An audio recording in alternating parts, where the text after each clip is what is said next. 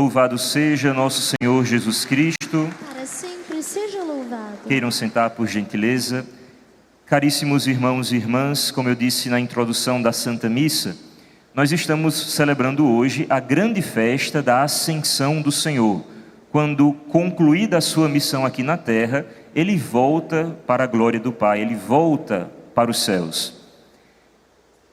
Essa festa, que conclui a missão de Cristo, ela não pode ser separada daqueles outros acontecimentos que marcaram o tempo pascal, a paixão, morte e ressurreição de Cristo.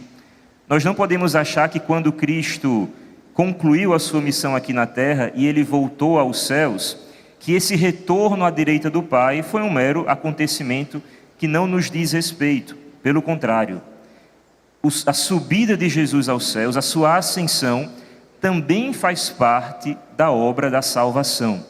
E é a partir dessa perspectiva que nós temos que entender. Lembrem-se, quando o homem pecou, lá no livro do Gênesis, quando Adão e Eva caíram no pecado original e foram expulsos do paraíso, diz o livro do Gênesis que as portas do paraíso se fecharam para eles, quando eles foram expulsos, né? E aí, a partir daquele pecado, como consequência, a natureza humana foi ferida. E daquele dia em diante, o homem estava privado do céu. Não desistindo de nós, Deus, desde toda a eternidade, desde antes mesmo da queda do homem, Deus ele sabia que era preciso um Salvador. E no dia da queda, Ele nos prometeu: porém inimizade entre ti e a mulher, entre a tua descendência e a dela, e ela esmagará a tua cabeça. Deus se dirigindo à serpente. O primeiro anúncio de salvação. Mas essa salvação, todos nós sabemos, só foi ocorrer muito tempo depois, quando Deus mesmo quis descer do céu, assumir a nossa condição humana, morrer por nós na cruz, ressuscitar, vencendo definitivamente o pecado e a morte. Então a morte e ressurreição de Cristo foram suficientes para pagar o preço do nosso pecado, para nos salvar. Mas ainda as portas do céu estavam fechadas para nós. E é aqui que entra a importância da ascensão do Senhor na nossa salvação. Hoje, após concluir a sua missão aqui na terra, Cristo, ele volta para o céu. E ao voltar para o céu, aqui está a grande maravilha: abrem-se novamente as portas para nós. Por quê, Padre? Não entendi. Vejam, quando Cristo, no Natal, ele veio até nós, né? Quando ele desceu do céu e habitou no seio da Virgem Maria, ele já vivia eternamente ao lado de Deus, a segunda pessoa da Santíssima Trindade. Era Deus. Mas naquele dia que o anjo veio até a Virgem Maria e anunciou para ela que ela seria mãe do Filho de Deus, Deus se tornou homem também. Na encarnação, a segunda pessoa da Santíssima Trindade, o Filho de Deus, passou a ser homem como nós também. Ele assumiu a natureza humana. E aí, concluída a sua missão aqui na terra, é aqui que está a grande maravilha. Ao voltar para o céu, ao voltar para junto de Deus, Cristo ele não volta somente como Deus. Quando Cristo ele volta para o céu, ele volta levando consigo a natureza humana. Agora, novamente, a glória do céu está aberta para os homens, porque Cristo, sendo agora Deus e homem, voltou para o céu. Então, a ascensão conclui a obra da salvação. Por isso que o mistério pascal de Jesus engloba esses 4 acontecimentos, esses 4 mistérios: a paixão, morte, ressurreição e ascensão de Jesus aos céus, né? Que nós tanto meditamos no Santo Terço. No próximo domingo, como conclusão, não mais da obra salvífica de Cristo, mas agora da continuação dessa obra no tempo, pela igreja, Deus ele enviará o Espírito Santo, anunciado no domingo passado. Quem viu a missa escutou Jesus dizendo: eu vos enviarei o Espírito Santo, o Espírito da verdade, o defensor, que vos acompanhará. Por quê?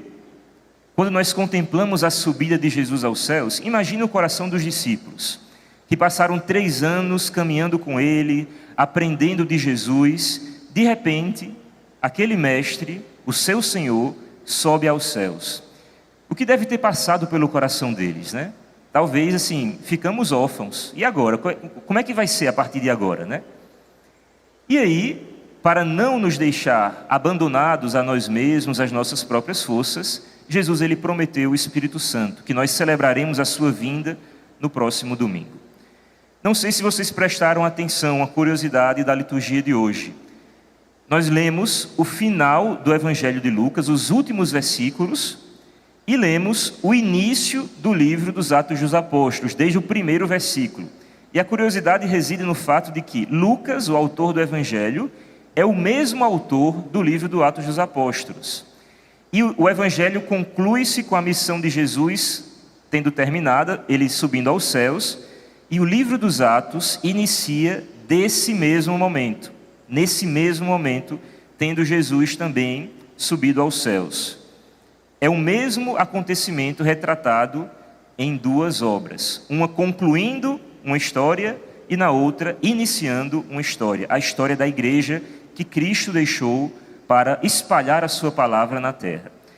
E na primeira leitura, a atitude dos discípulos diante desse fato é muito curiosa. E nós precisamos prestar muita atenção para não repetirmos os erros que os discípulos cometeram na passagem de hoje. Quando Jesus ele anuncia, pede um último pedido, diz o seguinte: não vos afasteis de Jerusalém, mas esperai a realização da promessa do Pai, da qual me ouvistes falar. E aí Jesus anuncia o Espírito Santo. Ele está dizendo o seguinte: olha, quando eu subir aos céus, fiquem na cidade até que se cumpra a promessa. Que promessa é essa? Aquela do domingo passado: eu vos enviarei o Espírito Santo. Porque a vinda do Espírito vai completar no coração dos discípulos a obra de Jesus. Eles estarão agora prontos para dar continuidade à missão de Jesus. Só que quando os discípulos escutaram isso, não vos afasteis da cidade até que se cumpra a promessa, o que foi que eles entenderam? Diz o versículo 6, estando todos reunidos, perguntaram a Jesus: Senhor, é agora que vais restaurar o reino em Israel? Era como se eles estivessem dizendo o seguinte: então quer dizer que é agora que nós vamos vencer o império, vamos expulsar Herodes dessa cidade, é agora que tu vais ser o rei de Jerusalém, o rei de Israel, vamos tomar agora o império? Seria isso? Aquela mesma esperança que por muito tempo permeou o coração deles, mas que Jesus em tantas e tantas ocasiões disse: o meu reino não é deste mundo. O reino de Jesus Cristo não é um reino que ele se impõe politicamente, como esperavam os judeus. É um reino que ele nasce e cresce em nossos corações. E quanto mais ele cresce em nossos corações, aí sim, mais reflete no mundo, mais reflete na nossa sociedade.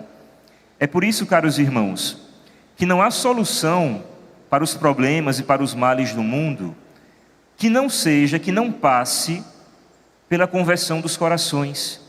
Só há solução verdadeira para os males do mundo se contar com a nossa conversão interior, com a nossa adesão à palavra de Jesus.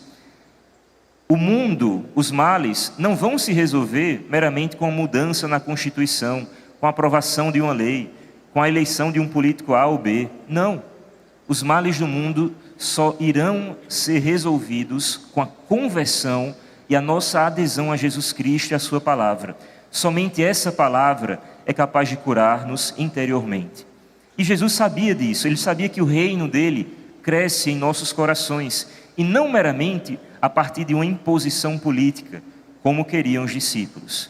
E mesmo Jesus tendo alertado eles, muitas ocasiões, parece que ainda havia um resquício dessa falsa esperança. Quer dizer que é agora que você vai ser o rei, é agora que vamos dominar, é agora que tu serás o rei e Israel irás restaurar o reino. E aí Jesus, ele tranquiliza os discípulos: olha, não cabe a vocês saber quando isso vai acontecer. Se preocupem somente com uma coisa. E aí Jesus completa: recebereis o poder do Espírito Santo, que descerá sobre vós para serdes minhas testemunhas, em Jerusalém, na Judéia, na Samaria, até os confins da terra. O desejo daqueles homens de ver o reino de Deus, o reino sendo restaurado aqui na terra, de uma maneira um tanto quanto problemática, por uma via política, Jesus ele diz, olha, vocês vão receber o Espírito Santo. E quando vocês receberem o Espírito Santo, a partir de então, deverão ser minhas testemunhas em toda a terra. O que é ser a testemunha de Cristo, caros irmãos? É exatamente anunciar as maravilhas que Deus fez em meu coração, em minha vida, a todos os povos. Porque todas as pessoas precisam conhecer a palavra da salvação. Todas as pessoas precisam receber essa palavra de esperança que preenche a nossa vida e o nosso coração. Então, Cristo, ele diz que o reino de Deus, ele de fato estará entre nós quando nós formos mundo afora anunciar a salvação. Quando as pessoas conhecerem essa palavra maravilhosa de Cristo em todas as nações. E aí, quando Cristo disse isso, prometeu novamente o Espírito Santo, repito que nós iremos receber, celebrar no próximo domingo em Pentecostes, Cristo, ele começa a subir aos céus. E de repente uma grande nuvem o cobre e ele desaparece. Concluiu-se a sua missão entre nós. Ele voltou para a glória do Pai. E aqui aparece o segundo erro dos discípulos. Falei que o primeiro foi o de querer realizar o reino de Deus aqui na terra por uma via um pouco pelas nossas forças, uma via política, como se Cristo quisesse ser um dominador meramente político. Erraram. Mas aí o segundo erro. Quando Cristo ele sobe aos céus e desaparece, diz a primeira leitura, uma nuvem o encobriu, de forma que os olhos dos discípulos não mais podiam vê-lo. Os apóstolos continuavam olhando para o céu enquanto Jesus subia. Imagine essa cena, Jesus subindo aos céus, uma grande nuvem o cobre, ele desaparece e diz a leitura que os discípulos ficaram olhando para o céu o tempo todo, enquanto ele estava ali em cima, desapareceu e eles continuaram olhando para o céu. É exatamente esse o segundo erro dos discípulos. Talvez quando eles viram Jesus subindo aos céus, o seu coração ficou dizendo, me leva também, eu já quero acabar isso aqui, essa terra aqui só tem problema, só tem dificuldade, só tem sofrimento, eu quero ir contigo. E eles ficaram congelados, olhando para o céu. Até que o próprio Cristo enviou, diz a passagem, apareceram 2 homens vestidos de branco, que lhes disseram, homens da Galileia, por que ficais aqui parados, olhando para o céu? É como se eles vidrados olhando para o céu, Jesus enviasse 2 anjos para dizer o seguinte, acorda minha gente, por que vocês estão aí parados? Não escutaram o que Cristo disse não? Precisam ir mundo afora para serem minhas testemunhas. É exatamente cumprindo a missão de Cristo que nós iremos chegar até lá. É exatamente absorvendo a sua palavra e o Espírito que Ele enviar e continuando a missão dele aqui na terra de espalhar a salvação, que nós iremos chegar até lá. Então nós não podemos ficar congelados, olhando para o céu, querendo escapar dos sofrimentos da vida, que a vida nos apresenta. Não. A partir dos sofrimentos, a partir da nossa vida cotidiana, da nossa vida concreta, é que nós devemos alcançar o céu. É vivendo bem unido a Deus todas as realidades da nossa vida. Então foi preciso Jesus Cristo enviar 2 anjos para dizer, por que vocês estão aí parados? O Cristo que acaba de subir, ele virá novamente. E aqui é outra realidade que nós professamos no credo, né? Esse Deus que subiu aos céus, ele virá julgar os vivos e os mortos. E uma das coisas que será tema do nosso julgamento é exatamente isso. Se nós colaboramos ou não com a missão de Jesus Cristo. Se nós demos continuidade à obra da salvação nas nossas vidas, ou se nós nos guardamos tão somente para nós mesmos. Se nós, sendo membros da igreja, participamos dessa missão que Cristo confia à igreja, nós certamente iremos herdar esse prêmio eterno que é o céu. No dia de hoje se cumpriu aquela passagem que Jesus diz: estou indo preparar-vos um lugar no céu.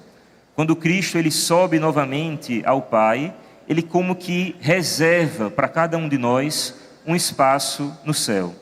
Tem um espaço, tem um lugar reservado para cada um de nós, caros irmãos. Mas esse espaço, nós só chegaremos até ele se formos fiéis nesta vida, se buscarmos realizar na nossa vida os planos de Deus. Nos dá muita esperança isso, porque ao olharmos para a imagem da Virgem Maria, que ontem aqui no santuário nós coroamos encerrando o mês de maio, nós vemos que maravilha Deus ele pôde realizar na vida desta mulher.